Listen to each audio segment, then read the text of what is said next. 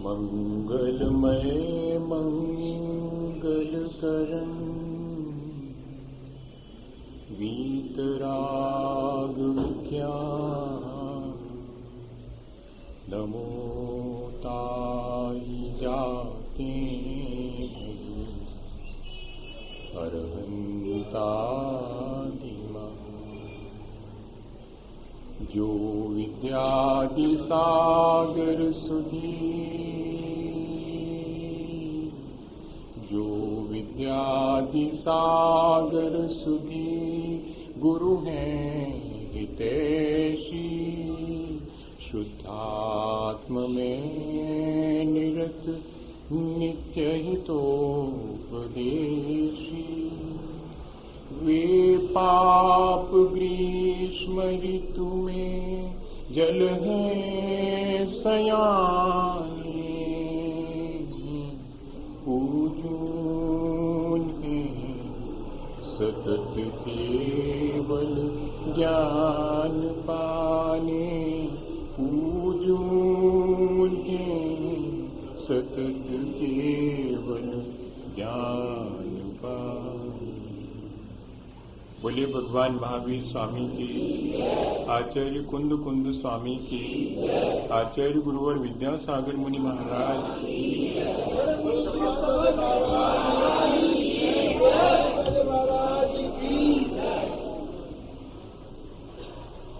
हम सभी लोगों ने पिछले दिनों एक प्रयोग शुरू किया था।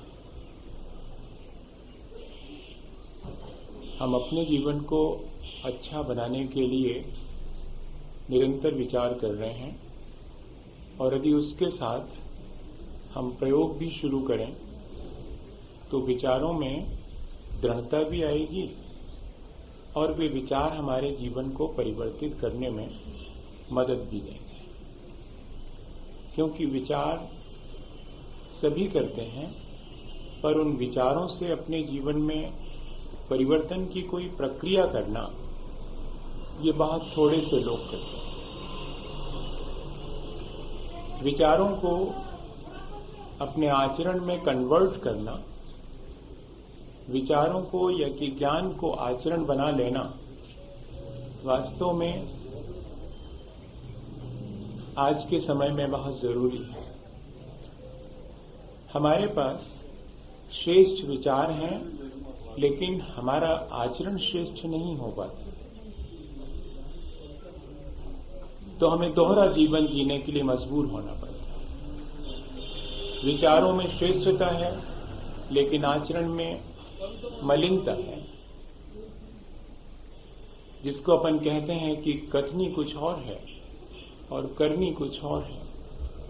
तो ऐसा दोहरा जीवन न हमारे लिए हितकारी है और न दूसरे के लिए भी कोई लाभ दे पाता है।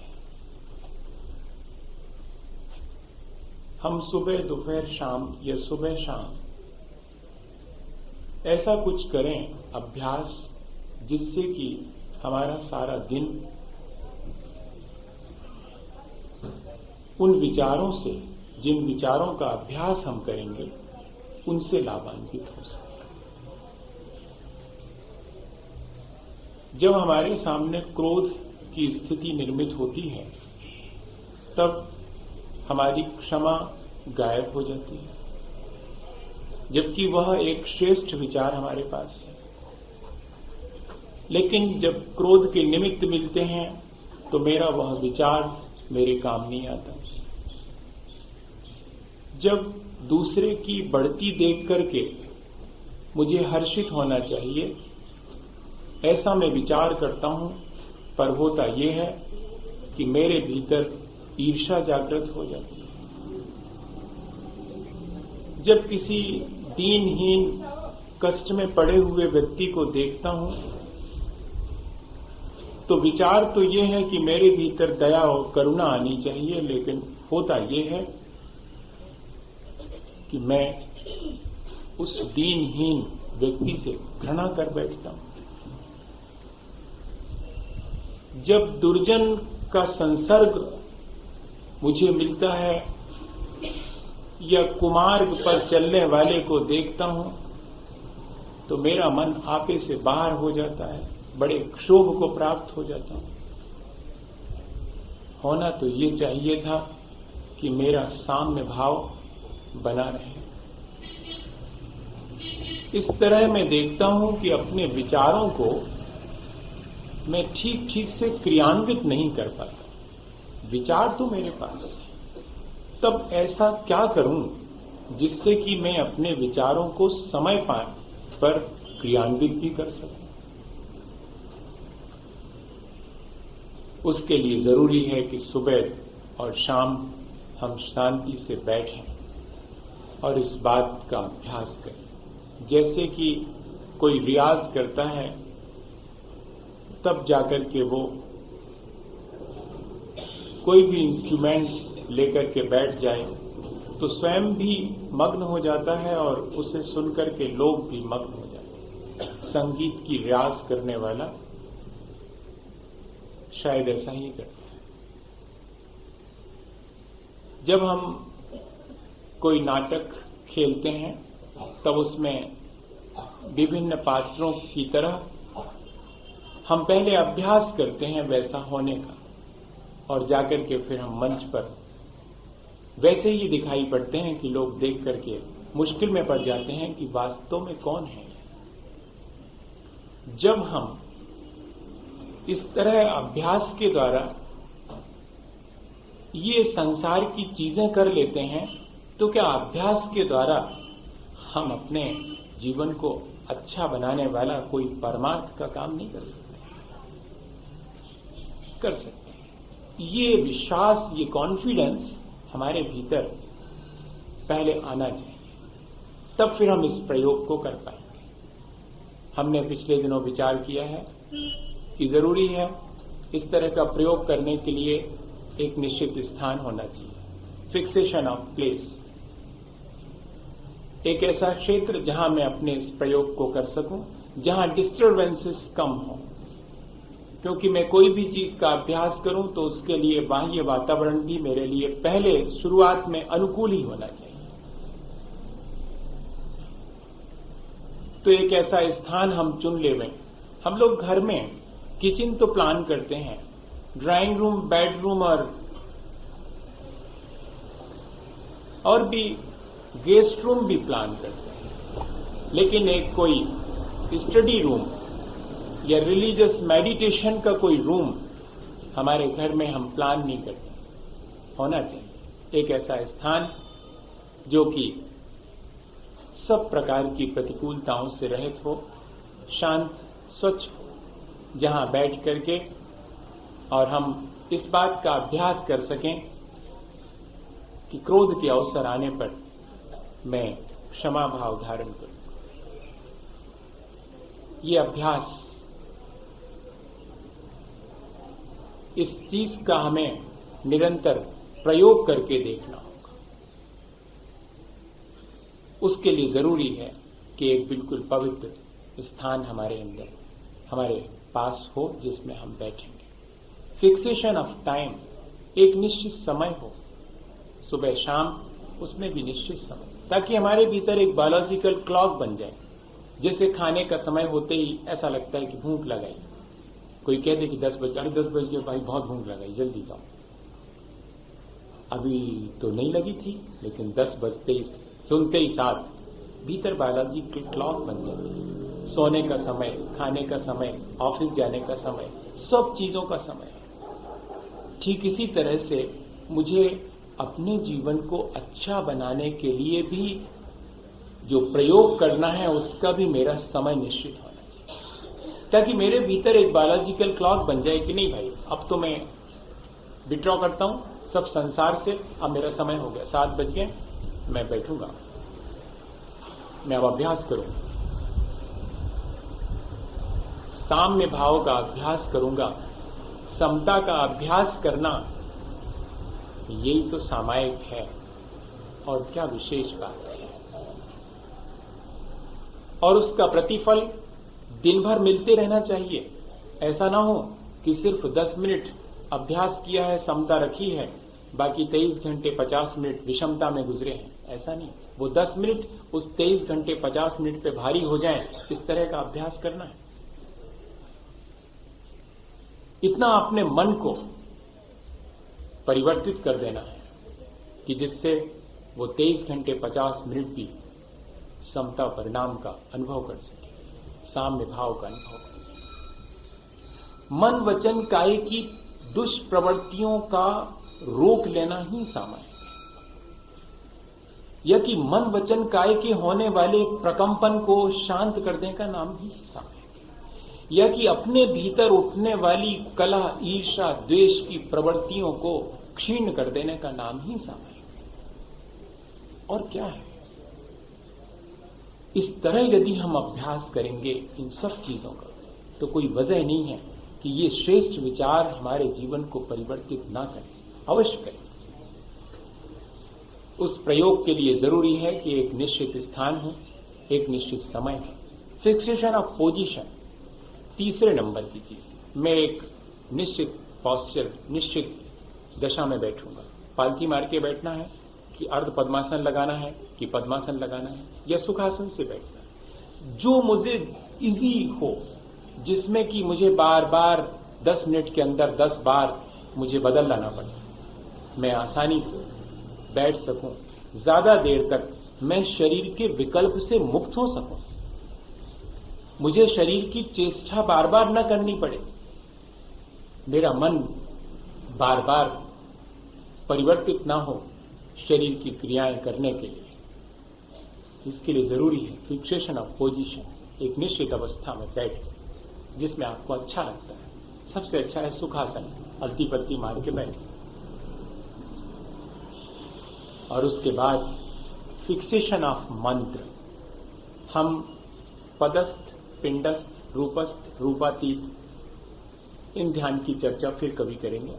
अभी तो सिर्फ अपन ये विचार करना है अपने लिए कि मुझे अपने समता परिणाम कैसे बनाना है। इसके लिए इतना ही पर्याप्त है कि किसी एक मंत्र को हम चूज कर लें, ताकि उस मंत्र पे हमारा अभ्यास आसान हो सके। बार बार मंत्र बदलने से और उतना कंसंट्रेशन नहीं हो पाता, और वो कंसंट्रेशन हमें ज्यादा लाभ भी नहीं देता यदि हम बार बार ऑब्जेक्ट बदलते हैं। एक ही ऑब्जेक्ट पर और हम अपना कंसंट्रेशन करेंगे। इसलिए कोई एक मंत्र, चाहे नमोकार मंत्र हो, चाहे नमोकार मंत्र से रिलेटेड और भी कोई मंत्र हो, अनंत सिद्ध, असि औसा नमः, ओम नमः सिद्धेभ्य नमः, ओम नमः, इतना ही पर्याप्त। जो भी आपको तय करना हो एक बार तय करना। ऐसा ना हो हम नमोकार की एक जाप देते हैं, एक जाप पारसनाथ भगवान की देते हैं, एक जाप आदिनाथ भगवान की देते हैं, एक जाप फलाने की देते हैं, एक जाप महाराज आपके नाम की भी देते हैं। बहुत अच्छा, इतनी सारी जाप देते हैं हम, 10 जाप देते हैं। लेकिन 10 जाप देने के बाद भी हम वहीं के वहीं हैं, कोई परिवर्तन हमारे भीतर नहीं आया है। मैं ये नहीं कह रहा हूं कि कल से जाप देना बंद कर दो, मैं ये कह रहा हूं कि कल से ठीक से जाप देना शुरू कर दो। जिन चीजों के हमें लाभ ना हो, हम क्या करते हैं, उन चीजों को और बढ़िया से करते हैं या कि छोड़ देते हैं। दुकान ठीक से नहीं चलती तो क्या बंद कर देते हैं? ग्राहक क्या चाहता है ये ऑब्जर्व करते हैं, किस तरह से उसको मैं अपनी चीज थमाऊं, इस बात की जुगत लगाता हूं। हाँ, दुकान पर तो वहां जब ये सारी चीजें हम आसानी से कर लेते हैं, तो यहां भी तो वैसा ही है। किस तरह से मैं अपने इन प्रक्रियाओं को करूं, चाहे जाप की प्रक्रिया हो, चाहे पूजा पाठ की प्रक्रिया हो, मैं किस तरह उससे करूं जिससे कि मुझे लाभ ज्यादा मिलने पाए। ऐसा विचार करके और हम इस प्रक्रिया को शुरू करें। 4 चीजों का ध्यान रखना है शुरुआत में, बाद में तो कोई आवश्यकता नहीं। अभ्यास हो जाने के बाद तो फिर हम चौपाट पे बैठ जाएंगे, तब भी मन सदा हुआ है, कोई हमारे डिस्टर्ब नहीं कर पाए। लेकिन जब तक हमारा मन नहीं सदा है, तब तक बाहर के डिस्टर्बेंसेस हमें डिस्टर्ब कर सकते हैं। ये सोच करके हमने फिक्स कर लिया है एक स्थान, हमने फिक्स कर लिया है टाइम, हमने फिक्स कर लिया है अपनी बैठने की स्थिति को, और हमने फिक्स कर लिया है मंत्र को। 4 चीजें फिक्स कर ली और उसके बाद अब हम शुरू करते हैं। सबसे पहले रिलैक्सेशन, इसके बाद कंसंट्रेशन, फिर मेडिटेशन। ये प्रक्रिया है। सबसे पहले तो रिलैक्सेशन। रिलैक्सेशन किसे कहते हैं? एक उदाहरण से बता दूं आपको। शाम को जब दुकान बंद करने लगते हैं या बढ़ाने लगते हैं, जिसको बोलते हैं ना, बंद नहीं करते हैं, पर दुकान थोड़ी बंद की गई, बढ़ाई जाती है। शाम को वापिस लौट रहे हैं, अर्थ पुरुषार्थ जितना हो सका हमसे उतना हमने करा, अब लौट रहे हैं। क्या करते हैं? अब जितना भी आया है उस सबको काउंट भी तो करना पड़ता है, कितना आया। तो जब काउंट करते हैं तब क्या सबके सामने करते हैं? क्या नहीं, कोई देख ना ले, हाँ, सब बंद कर देंगे, दरवाजे वरवाजे सब बंद कर दिया। अब जरा बढ़िया से बैठ गए। अभी तक तो व्यस्त थे बहुत, अब बिल्कुल अच्छे से बैठे, रिलैक्स के मूड में हैं। यही तो रिलैक्सेशन, बिल्कुल रिलैक्स होके बैठे हैं। 5-5 के नोट अलग अलग रख रहे हैं, 10-10 के अलग, 25-25 के साथ बढ़िया से जमा किया। अच्छा, बड़ा अच्छा फील होता है, नहीं होता उस समय? ठीक ऐसा ही होना चाहिए। संसार के प्रपंच से परेशान होकर के शाम को 10 मिनट रिलैक्सेशन के मूड में बैठ, इतना ही तो करना है, जैसे वहां करते हैं। और फिर क्या करते हैं? फिर देखना कभी भी गड़बड़ाता नहीं मामला। 5 वाला नोट 5 वाली गड्डी में, 100 वाला नोट 100 वाली गड्डी में। और इतने ही नहीं, इतना कंसंट्रेशन रहता है कि जब गिनना शुरू करते हैं 100 के नोट, रिलैक्सेशन के बाद जब गिनना शुरू किया कंसंट्रेशन के साथ, 1 2 3 4 5, हेलो 5, हाँ ठीक है वो कर लेना आप वैसा काम, 6 7 8 9, फिर आ गया इधर से मोबाइल। कहाँ हो, कैसे हो, बढ़िया है महाराज, क्यों बैठे हो? आ रहा हूं मैं अभी थोड़ी देर में, बस बंद ही कर रहा हूं। 11 12 13, बिल्कुल डिस्टर्ब नहीं होती संख्या। इतना कंसंट्रेशन सारे संसार के बीच में। ये कहां से सद गया? ये कहां से सद गया भैया? ये सद जाता है क्योंकि इंटरेस्ट है। ठीक ऐसे ही हम संसार के प्रपंच से घबरा करके रिलैक्स होकर के फिर कंसंट्रेट करें, नमो अरहंताणो नमो सिद्धाणो। और फिर जब 100 के 100 नोट हो जाते हैं तब उसमें रिंग डालते हैं जब, तब कैसा लगता है? 100 के 100 नोट, वही है मेडिटेशन, बिल्कुल एकदम समाधि है। कैसा अनुभव होता है उस समय? बड़ा आनंद आता है। ठीक यही प्रक्रिया अपन को भी करनी है। और तब जाकर के हम अपने को जो भी सजेशन देना चाहेंगे वे सजेशन परफेक्ट होंगे। हम सुनते हैं, विचार भी करते हैं अच्छी चीजों का, लेकिन अपने को उन अच्छी चीजों को करने के लिए सजेस्ट नहीं करते। और सजेशन भी हम दूसरे से पसंद नहीं करते लेना, तब क्यों ना हम ऑटो सजेशन शुरू करें, अपने आप को सजेस्ट करें कि अब जबकि क्रोध का अवसर आएगा मैं क्रोध कर ही नहीं पाऊंगा। पूरे रिलैक्सेशन कंसंट्रेशन के बाद फिर ऑटो सजेशन, ये प्रोसीजर है। लेकिन शुरुआत में हमें एकदम जल्दी से वहां नहीं पहुंच जाएंगे। शुरुआत में तो हमें बहुत दिन तक स्थान का, समय ही भूल जाएंगे। कहो शुरू में तो स्थान तो नहीं भूलेंगे पर समय तो भूल जाएंगे। अरे 7:30 बज गए, हमको 7 बजे ध्यान करना था, 7:30 बज गए, काम में लग गए।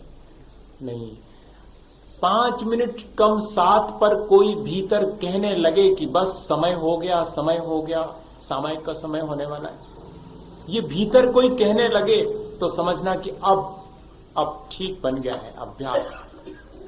और जैसे ही बैठे और नमो अरहंताणम नमो सिद्धाणम, जैसे कोई मेरे लिए कह रहा है, बहुत दूर से आवाज आ रही है, मैं धीरे धीरे बोल रहा हूं पर लगता है कि मैं नहीं बोल रहा हूं, मेरे भीतर कोई और मुझे नमोकार मंत्र बोल रहा है और मैं सिर्फ सुन रहा हूं, बहुत पीसफुली सुन रहा हूं, बहुत कंसंट्रेशन के साथ सुन रहा हूं। ये बोला किसी ने, और बहुत धीमी आवाज में बोल रहा है, मुझे बहुत सावधानी से सुनना है। इस तरह हम अभ्यास करके, अभी तो सिर्फ ये अभ्यास कर रहे हैं, एकाग्र होने का अभ्यास कर रहे हैं, अभी साम्य भाव का अभ्यास नहीं कर रहे हैं। अभी तो हम सिर्फ एकाग्र होकर के ही इन विचारों को अपने आचरण में तब्दील कर सकते हैं, उसके बिना नहीं कर सकते। आचार्य महाराज ने हम लोगों को ये अभ्यास सन 83 में ईस्वी में करता है, 10-15 दिन तक। फिर कहा कि बस अब अपने आप कर सकते हो। ये अभ्यास अगर हो सके तो किसी गुरु की साक्षी में करें तो और अच्छे रिजल्ट्स आएंगे, और अगर ऐसा संभव ना हो तो अपने आप भी आप शुरू करें, लेकिन पूरे डिवोशन के साथ। हमने पहले ही कह दिया कि निर्मल दृष्टि के साथ, आत्मज्ञान के साथ आत्मलीनता अगर सदती है तो वही मोक्ष मार्ग में कार्यकारी है। वैसे तो बहुत लोग अपने किसी स्वार्थवश बहुत ध्यान करते हैं, बहुत कंसंट्रेशन कर लेते हैं, लेकिन यहां हम जो चर्चा कर रहे हैं, जिस ध्यान की और जिस कंसंट्रेशन की, जिस समता भाव की, वो दृष्टि की निर्मलता और आत्मज्ञान पूर्वक ही संपन्न किया जाना चाहिए। ये ध्यान रखें। इसलिए दृष्टि की निर्मलता के मायने हैं सच्चे देवगुरु शास्त्र के प्रति श्रद्धा, और आत्मज्ञान के मायने मालूम सामान्य रूप से ले लें। आत्मज्ञान के मायने हैं मैं अपने को कर्मों से मुक्त करना चाहता हूं, मेरा शरीर, मेरे कर्म मेरे से बिल्कुल जुदे हैं, चाहे नो कर्म हो, चाहे द्रव्य कर्म हो, और चाहे भाव कर्म हो, उन सब से मैं पृथक हूं। इससे बड़ा कोई आत्मज्ञान नहीं होता। यही आत्मज्ञान है। इतनी दृष्टि की निर्मलता और आत्मज्ञान के साथ फिर उसके बाद हम आत्मलीनता का अभ्यास कर रहे हैं। अभी वो आत्मलीनता क्या देगी? वो अपने आप हमें समता देगी। इतना अभ्यास यदि हमारे भीतर हो जाता है तब हम देखें। हम कहते हैं कि आत्मा को देखना चाहिए, भीतर झांक करके देखो। ऐसे शब्दों का हम प्रयोग करते हैं, लेकिन हम समझ नहीं पाते हैं कि जब आत्मा को देखो ऐसा कहा जाता तो कहां देखना चाहिए, या कि भीतर देखो जब ऐसा कहा जाता है कि सामायिक के समय भीतर देखो, आत्मा का दर्शन करो, आत्मा का बोध करो। जब ऐसा कहा जाता तो कुछ समझ में नहीं आता। भीतर देखते हैं तो सिवाय कचरे के कुछ नहीं दिखता। झांक के देखो मतलब क्या? भीतर झांक के देखें, क्या दिखेगा? हड्डी दिखेगी, मांस दिखेगा और मज्जा दिखेगी, क्या दिखेगा? नहीं। अपने को देखने के मायने हैं मुखातिब होना अपने खुद के, अपने सामने दर्पण रख करके अपने को देखना। जैसे दर्पण में अपने को देखते हैं, ठीक ऐसा ही इन रिलेशन टू अदर नहीं, in relation to himself, in relation to own self. जब भी देखना अपने संदर्भ में देखना, लेकिन हम अपने को दूसरे के संदर्भ में देखने के इतने आदी हो गए हैं कि हम अकेले अपने आप को देख ही नहीं पाते कि मैं कैसा हूं। मैं गुस्सा करता हूं, उससे तो कम ही करता हूं। ले, मैं गुस्सा करता हूं, ये बात सेकंड, उससे तो कम करता हूं ना। मैं ज्यादा पाप करता हूं, मेरे से भी ज्यादा लोग पाप करते हैं। अरे ये तो स्वीकार करो कि मैं पाप करता हूं। नहीं, और दुनिया तो करती है, मैं पहले ये देखता हूं। एक बात बड़े फिलोसफर ने लिखा कि अदर इज द हेल, दूसरा नरक है। दूसरा नरक है, इसके मायने क्या? The otherness is the hell. ये जो दूसरे की तरफ देखने का, दूसरे पने का भाव है, वही नरक का कारण। अपने को देखने के मायने हैं सुबह से शाम तक मैं जो कुछ भी करता हूं, भला बुरा, उसका ऑब्जर्वेशन करना, उसको देखना। मैं कैसा हूं, मेरी अपनी विकारी अवस्था कैसी है, और मेरा अपना स्वाभाविक मुझे कैसा होना चाहिए। अगर ये भी नहीं आता है कि मुझे कैसा होना चाहिए, तो कम से कम मैं कैसा हूं। वो कहते कि बड़े कसाई हो, बुरा मान जाएंगे। वो वैसे रोज करते हैं कसाई, कुर्बान माए लोग नहीं करते। कौन नहीं करता बताओ?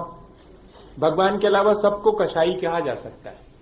बुरा नहीं मानना आप, मेरे ख्याल से अब मानने की जरूरत नहीं है। दूसरे के कहने की वही मत रखो भैया, खुद ही को कहो ना अपन कि अपन कितने कसाई करने वाले हो गए हैं। ऐसा अपने को देखना, सेल्फ ऑब्जर्वेशन करना, ये प्रक्रिया जब हम कंसंट्रेट हो जाएंगे तब शुरू होगी। ये ध्यान रखना, हम तो आपको पहले ही से बता दे रहे हैं, पर पहले आप चूक नहीं जाना। पहले ये सब चीजें हो सकता है कि महीनों लग जाए इस अभ्यास में, उसके बाद फिर देख पाएंगे हम अपने आप को। क्योंकि बिना कंसंट्रेट किए हमारे भीतर क्या क्या चल रहा है ये हम देख नहीं पाते और स्वीकार तो कर ही नहीं पाते। हाँ, तो पहले देखना और स्वीकार करना, अपनी क्षमताओं को देखना दूसरे नंबर। जब हम कंसंट्रेट हो जाएंगे तब हम देखेंगे कि हमारी क्षमताएं क्या हैं। एक उदाहरण आता है अपनी क्षमताओं को बढ़ाने का, वो उदाहरण अपन देखें। हम किसको क्षमता मांगते हैं? हम तो सोचते हैं कि उसने हमसे 2 बातें कही थी, हम उसको 4 सुनाएंगे तभी तो हम क्षमतावान कहलाएंगे। ये हमारा सीधा सीधा सा हिसाब है। किसी ने हमसे ज्यादा गुस्से में बात की, हम उससे और ज्यादा गुस्से में बात करेंगे, यही तुम्हारी क्षमता कहलाएगी। नहीं भैया, अपनी क्षमता को पहचानना और अपनी क्षमता बढ़ाना, यहां मोक्ष मार्ग में इसके मायने कुछ और ही है। अपने को देखना, अपनी क्षमता बढ़ाना। कैसे बढ़ेगी क्षमता? एक जगह पर लड़ाई हो रही थी, हाँ, चौराहे पर बड़ी भारी भीड़ चारों तरफ जुटी हुई थी और 2 लोग, एक व्यक्ति ने उसमें भीड़ में से घुस करके देखा कि देखें क्या चल रहा है। तो देखा तो 2 लोग जो है वो उसको मुक्का दिखा रहा था, वो उसको मुक्का दिखा रहा था, वो उसको जीभ चिढ़ा रहा था, वो उसको आंख दिखा रहा था, ऐसे कर रहे थे वो लोग। अब बताओ, उसने कहा कि क्या कर रहे हैं ये लोग? लड़ रहे हैं ये? ऐसी भी लड़ाई होती है कुछ? बस दूर दूर खड़े हैं और एक दूसरे को जो है ऐसे कर रहे थे बस, और इतना भीड़ लगी हुई है। तो उसने पूछा कि कर क्या रहे हैं? बोले लड़ रहे हैं। अरे भैया, ये तो ऐसी लड़ाई तो हमने पहली बार देखी, ये कब तक चलेगी? बोले ये मत पूछो, ये कब तक चलेगी? इसमें हार जीत होगी कि नहीं? हार जीत तो होगी। तो बताओ हारेगा कौन? ये लोग एक दूसरे को गुस्सा दिला रहे हैं, एक दूसरे को चिढ़ा रहे हैं, तंग कर रहे हैं। जो सबसे पहले क्रोध में आ जाएगा वो हारा माना जाएगा, और जो ज्यादा देर तक शांत रहेगा वो जीता माना जाएगा। ऐसी लड़ाई कभी आपने देखी? लड़ी? एक गुरुजी ने 2 छात्रों को लड़ते हुए पकड़ा, हेडमास्टर ने। लड़ाई का ढंग बता रहा हूं। वे एक दूसरे को मुक्का मार रहे थे। उन्होंने कहा इधर आओ, लगता है तुम दोनों बहुत पहलवान हो। दोनों को बहुत मजा आया। वो तो सोच रहे थे कि गुरुजी हमें डांटेंगे, और गुरुजी तो पीठ थपा रहे हैं कि वाह वाह, तुम लोग बहुत पहलवान हो, बहुत अच्छा काम कर रहे थे। अच्छा एक बात बताओ, अगर कोई तुम्हें मुक्का मारे और तुम उसे भी मुक्का मारो तो बलवान कहलाओगे? बोले नहीं, इसमें क्या विशेष बात है। और अगर कोई तुम्हें मारे और तुम अपना गुस्सा जब्त कर लो और दूसरे को मुक्का ना मारो, इसमें तो बहुत ताकत लगेगी साहब। तो बताओ, मुक्का मार देना ताकत का काम है या कि मुक्का मारे जाने पर भी चुप रह जाना ताकत का काम है? डिसाइड कर लो आप। कोई नहीं बोल रहा। क्यों नहीं बोल रहे? सब लोग बहुत कंसंट्रेशन से सुन रहे हैं शायद ना। सच्ची बात को रियलाइज करना बहुत कठिन है। किसी ने अपन को गुस्सा करा और अपन चुप रह गए, फिर भी मुस्कुरा रहे हैं, बहुत मुश्किल है, बहुत पहलवानी का काम है। पूरी जिंदगी अभ्यास करेंगे तब मुस्कुरा पाएंगे। हाँ, कोई कितने भी हमें तकलीफ में पहुंचा दे लेकिन हम तकलीफ महसूस ना करें, ये साधना, वास्तव में साधना तो समत्व की यही है, सामायिक का अभ्यास इसी का नाम। तमाम विषमताओं के बीच भी मेरी ईज खत्म नहीं होती, मेरी अपनी सहजता, मेरी अपनी सरलता, मेरी अपनी मृदुता खत्म नहीं होती। बच्चन को लिखना पड़ा कि मेरी मृदुता बहुत गई रगड़ी मसली है, पर नहीं हुई कठोर, लगता है असली है। मृदुता की परीक्षा तो तभी है, सरलता की परीक्षा तो जभी है जबकि कोई छल कपट करे और इसके बाद भी आप ठगाएं, दुख उपजे, सुख उपजे, पर ठगिया दुख। अपने ठगाए जाने पर कोई ज्यादा हानि नहीं है, लेकिन दूसरे को ठगने की आदत अगर एक बार बन गई है तो कई जिंदगी दुख पाना पड़ेगा। अपने ठगाए जाने से तो थोड़ी देर का दुख होगा। ऐसा मन के भीतर आना शुरू हो जाए तब अपनी क्षमता बढ़नी शुरू हो जाए। अपने को देखना, अपनी क्षमता बढ़ाना, अपनी सीमाएं अपने हाथ से निर्धारित करने। कैसे करें अपनी सीमाओं को अपने हाथ से निर्धारित? कितना गुस्सा करना है, यही ना, कितना झूठ बोलना दिन भर में, सीमा निर्धारित कर लो। कर भी लेते हैं अपनी सीमाएं निर्धारित, चले जा रहे हैं रास्ते से और किसी व्यक्ति ने जोर से धक्का मारा तो क्या करते हैं, पहले देखते हैं, अच्छा ठीक, कोई बात नहीं चलेगा, क्यों? और वो वजनदार दिख रहा है अपने से ज्यादा, अब उसको कुछ कहेंगे अब भी तो एक आध और पड़ जाए, हो गई सीमा निर्धारित, कुछ नहीं बोलना अपने को। अपनी सीमाएं हम अपनी विकृतियों की सीमा निर्धारित कर दें। कितनी विकृतियां मेरे भीतर हैं, उन सबको मैं कितना करूंगा, क्रोध कितना करना, बहुत कर लिया बस, अब प्राण निकल जाएंगे, ज्यादा करेंगे तो।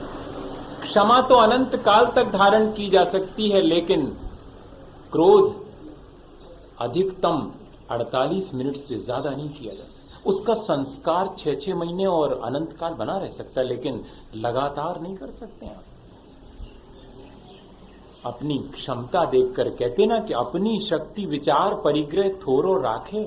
अरे भैया देख तो लो कि अपने प्राण अपनी जान सांसत में पड़ रही और करते चले जा रहे, दुष्प्रवृत्ति मन वचन काई की। अपनी क्षमता अपनी सीमा तो पहचानो। अपना अहित जहां होने लगे वही सीमा है मेरी। ये अगर ध्यान में आ जावे तो फिर देखिएगा, मेरा जहां अहित होने लगेगा वहां रुक जाऊंगा। मैं झूठ उतना ही बोलूंगा जिससे मेरा अहित ना हो। अब बताइए कौन बोल सकेगा झूठ? बोल सकेगा कौन? एक बोलूंगा तब भी अहित होगा। इस तरह हम देखें अपनी सीमाओं को। और चौथी चीज, अपनी आदतों को बदल लें। ये प्रयोग है।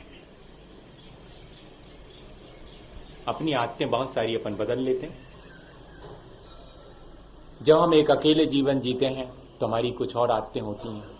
विवाह जब हो जाता है, जब हम जीवन साथी के साथ रहने लगते हैं तो हमारी आदतें बदल जाती हैं। कैसे बदलती हैं? मैं एक बहुत सांसारिक उदाहरण दे रहा हूं। घर में एक व्यक्ति अकेला रहता है तो उसकी आदतें अलग होती हैं, और 4 लोगों के साथ रहने लगे तो उसको अपनी आदतें बदलना पड़ती हैं, क्योंकि 3 लोगों को पता नहीं बहुत सारी चीजें मेरे अंदर हैं जो पसंद नहीं आती होंगी, और मुझे चूंकि इन 3 के साथ रहना है, इसलिए मुझे अपनी इन लोगों को पसंद न आने वाली आदतों को बदलना चाहिए। बदल लेते हैं कि नहीं बदल लेते? एक भले आदमी के साथ बैठ करके बहुत सारी बुरी बातें हम छोड़ देते हैं। मुझे ध्यान है अपने कॉलेज टाइम का, आज अचानक ध्यान आ गया कि अगर अच्छी संगति हो तो आदतें बदलने में देर नहीं लगती है। मेरे साथ 4 और मेरे मित्र रहा करते थे। हम 5 लोगों का हमेशा एक साथ रहना होता था। आज भी याद है, ज्यों का त्यों याद आ रहा है। और क्या हुआ कि मैं कुछ दिन के लिए एक एग्जाम फेस करने के लिए भोपाल गया और वहां MACT में रहा। रीजनल कॉलेज, इंजीनियरिंग कॉलेज था। वहां रहा तो 3-4 दिन रहा। वहां पर जिन लोगों के साथ रहा वे बात बात में अपशब्द बोलते थे। वहां का वैसा माहौल था। अपशब्द मतलब गाली, हल्के शब्द, तो अपशब्द बोलते थे। वो पता नहीं हैबिट में तो था नहीं, पर लगातार उसका इम्पैक्ट मन के ऊपर पड़ा। और जब मैं वापस लौटा तो अपने उन 5-4 फ्रेंड्स के साथ चला जा रहा हूं और अचानक मेरे मुंह से किसी बात के दौरान एक अपशब्द निकल गया, पता नहीं कैसे, अननोनली, इन स्पाइट ऑफ मी। अब लेकिन वो उन्होंने मार्क कर लिया। एक खिसका धीरे से, दूसरा खिसका धीरे से, तीसरा, 4 खिसक गए। मैं जब भी पूरे दिन कोशिश करता रहा, जबकि एक को दूसरा दिख जाता था तो ऐसे दौड़ के जाते थे कि यार मिल गए। इतनी बड़ी यूनिवर्सिटी में कहां मिलेंगे, तय करना पड़ता था कि उस पेड़ के नीचे मिलेंगे, नहीं तो मिलेंगे नहीं। दिन भर तुम इधर से निकल गए, हम उधर से निकले, मिलेंगे। और अब तो हम बार बार टकरा रहे हैं आपस में, लेकिन फिर भी बच के निकल रहे। बड़ा आश्चर्य हुआ मुझे। शाम को जब बस स्टॉप पे खड़े हुए, तब तो खड़े ही होना पड़ेगा 5 को एक साथ, फिर भी कोई अपना मुंह उधर किए हुए, कोई उधर किए। मुझे बहुत फील हुआ। मैंने कहा कि ऐसा मेरे से क्या हुआ, एक्सक्यूज, कुछ गलत हुआ क्या? तो वो 4 मेरी तरफ देखने लगे गौर से। तुम्हें नहीं मालूम? मुझे नहीं मालूम। तब विश्वास कर लिया उन्होंने और बताया कि तुम्हारे मुंह से आज एक अपशब्द निकल गया, और हमारी मेजॉरिटी में कोई अपशब्द बोले ये तो संभव ही नहीं। हम तो 5 लोग इसलिए एक साथ हैं क्योंकि एक दूसरे के नेचर को समझते हैं। एक अपशब्द भी मुंह से निकल जाए ऐसा हम पसंद नहीं करते, या हमारी आंख किसी दूसरे पे खराब हो जाए, हम 5 लोगों में से ये तो पसंद नहीं करते।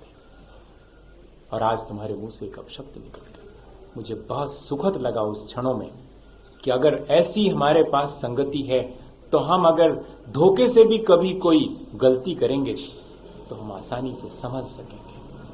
अपनी आदतों को बदलने का सबसे आसान तरीका अगर है तो अच्छे लोगों के साथ में हम बैठें और धीरे धीरे अपनी आदतों को बदलने का प्रयास करें। नामदेव, ये घड़ी 9 बजा रही है, होना तो 9:15 चाहिए, है ना? नहीं, कोई बात नहीं, वो उनने तो ठीक रखी होगी, लेकिन अब उसके पैंच पुर्जे ढीले हो गए हों तो क्या कर सकते। रखने वाले की थोड़ी गलती, उसका सेल डाउन हो गया होगा तो कम धीरे धीरे चल रही वो आराम से। तो मैं एक छोटी सी घटना सुनाऊं और अपनी बात पूरी हो, अपन फिर बैठेंगे और इस अभ्यास को आगे बढ़ाएंगे।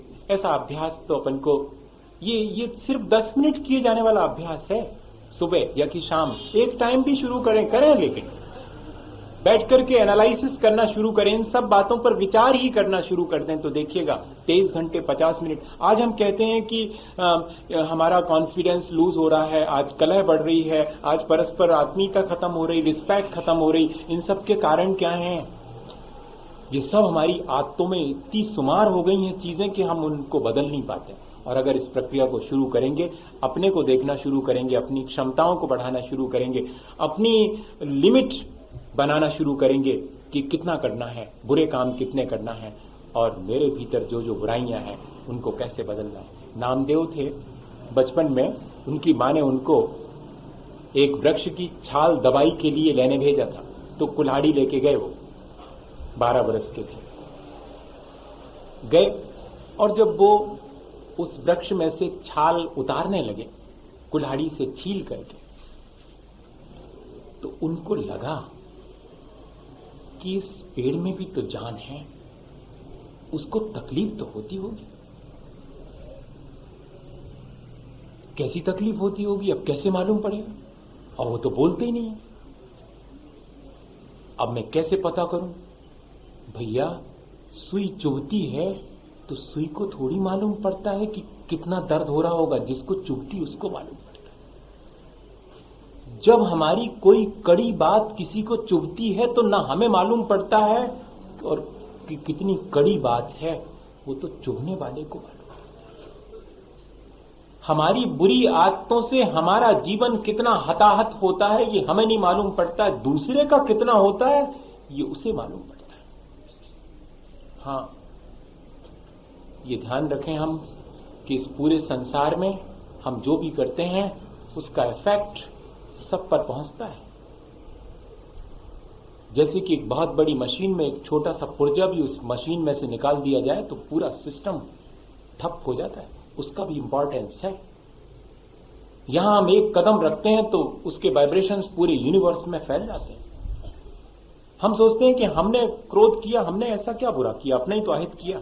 नहीं, हमने अपने साथ साथ पूरे वातावरण में क्रोध के वाइब्रेशंस फैलाए हैं और वो दूसरे को इफेक्ट करेंगे और दूसरे के भीतर भी क्रोध पैदा करेंगे। एक को उबासी आती है, संक्रमित होकर के दूसरों को भी उबासी आना शुरू हो जाए। एक को छींक आती है, संक्रमित होकर के सबको आना शुरू हो जाए। हम बहुत सावधान होकर के जिए, अपनी आदतों को बहुत सावधानी से देखें कि मेरे भीतर क्या है और उसको परिवर्तित करना चाहिए। इतना कीन ऑब्जर्वेशन ये आ जाएगा, धीरे धीरे आएगा। अभी तो हमको भी पूरा नहीं सदा, जितना बता रहे हैं उतना पूरा नहीं आता हमको भी। आप धोखे में नहीं रहना कि मैं इतनी बड़ी बात कह रहा हूं तो मैं हो गया हूं वैसा, बिल्कुल धोखा नहीं पैदा करना। मैं भी किसी मुगालते में नहीं रहता, जितना है उतना ही जीना चाहिए, उतना ही आगे बढ़ना चाहिए, उससे और आगे बढ़ने भर का अभ्यास करना चाहिए बस। क्या हुआ नामदेव को? ये बार बार उनको लगा कि कैसा फील होता होगा, कैसे मालूम पड़े। बस एक विचार मन के अंदर कौंधा कि अपनी ही जंघा को छील करके देखा जाए, तब मालूम पड़ जाएगा। क्योंकि ये जैसी स्किन मेरे ऊपर है वैसे ही तो उसकी स्किन मैंने छीली है। मैं अपनी स्किन को थोड़ा तराश के देखूं, छील करके देखूं, और बस शुरू हो गए उसी कुल्हाड़ी से। और क्या होना था? होना क्या था? लहू लुहान हो गया पूरा पैर। लेकिन लहूलुहान होने के बाद भी चेहरे पर मुस्कुराहट है। अब आगे से कभी भी किसी पेड़ की छाल नहीं छीलूंगा, दुख बहुत होता है। इस बात की प्रसन्नता है। अब ये बात मेरे भीतर बहुत मजबूती से बैठ गई है और लहूलुहान धोती भीग गई है खून में। घर वापस लौटते हैं तो मां देख करके ठगी रह जाती थी। क्या हुआ, किसने मारा, कहां गिर गए? कुछ भी नहीं हुआ मां, लेकिन अब मुझे कभी भी वृक्ष की छाल लेने मत भेजना। क्यों? उस वृक्ष को बहुत दुख होता होगा जिसकी छाल में उतारता। कैसे पता लगा? उसी को पता करने के लिए तो ये करा है। भैया, अपनी आदतें अपने और दूसरे के जीवन को कैसी लगती हैं, ये जरा सा हम देखना शुरू करें तो हमारी आदतें बदलना शुरू हो जाए। हम बदल सकते हैं। इस तरह हमने आज अपने जीवन को परिवर्तित करने की बहुत सारी बातें सीखी, लेकिन अब इनका अभ्यास करना आप जब भी शुरू करें, मैं तो सोचता हूं कि अभी इसी क्षण से शुरू कर दें। अभी जब अपन नीचे उतरें और किसी का धक्का लग जाए तो उल्टा ये कहें कि आपको चोट तो नहीं पहुंची। अभी तक तो ये कहते थे कि क्यों देख के नहीं चलते, अब ये कहें कि कहीं आपको चोट तो नहीं पहुंची। काश ऐसा अपने जीवन में ऐसा आ जाए तो फिर कितना शांत और कितना सुखद अपना ये जीवन होगा। इसी भावना के साथ कि हम पूर्व में कहे गए आचार्यों के अनुसार अपने जीवन को अच्छा बनाने की जिस प्रक्रिया को अपना रहे हैं, उसका हम अभ्यास भी करेंगे और अपने जीवन को अच्छा बनाएंगे। बोलिए आचार्य गुरुवर विद्यासागर मुनि महाराज हे गुरुवर शाश्वत सुख दर्शक, यह नग्न स्वरूप तुम्हारा है। जग की नश्वरता का सच्चा दिग्दर्शन करने वाला है। जग जग विषयों में रच बच कर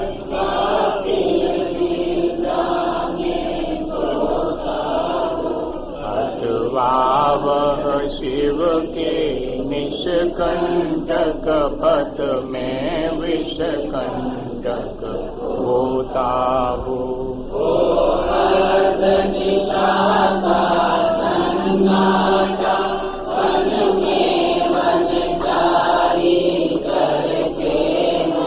तब शांत निराकुल मानस तुम तत्वों का चिंतन करते हो।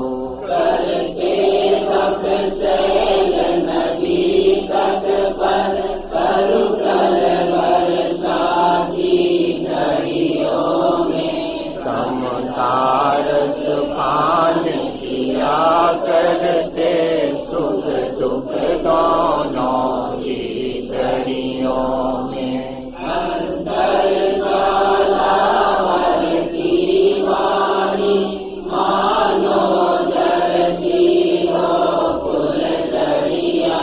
भव बंधन तर तर टूट पड़े खिल जावे अंतर की कलियां। तुम सावधानी का कोई हो जग को देखी जग की निंदिया।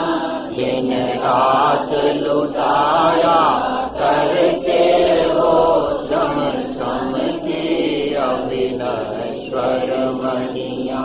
हे निर्मल देव तुम्हें प्रणाम, हे ज्ञान दीप आगम प्रणाम। हे शांति त्याग के मूर्तिमान शिव पथ पंथी गुरुवर प्रणाम। नाश देखो ज्ञान के प्रकाश देखो आपा कर भाष देखो मानुषी का कहानी है। समुद्र ज्ञान देखो बंद विद्वान देखो सौ परम कमनीय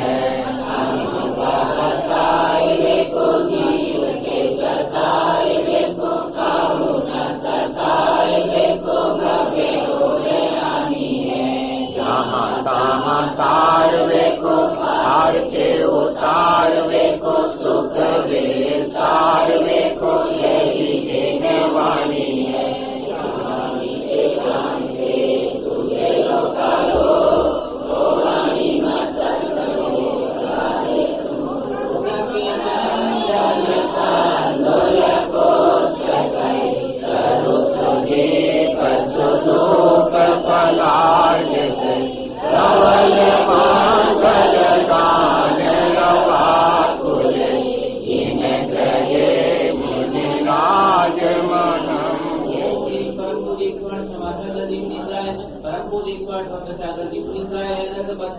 परम पूज्य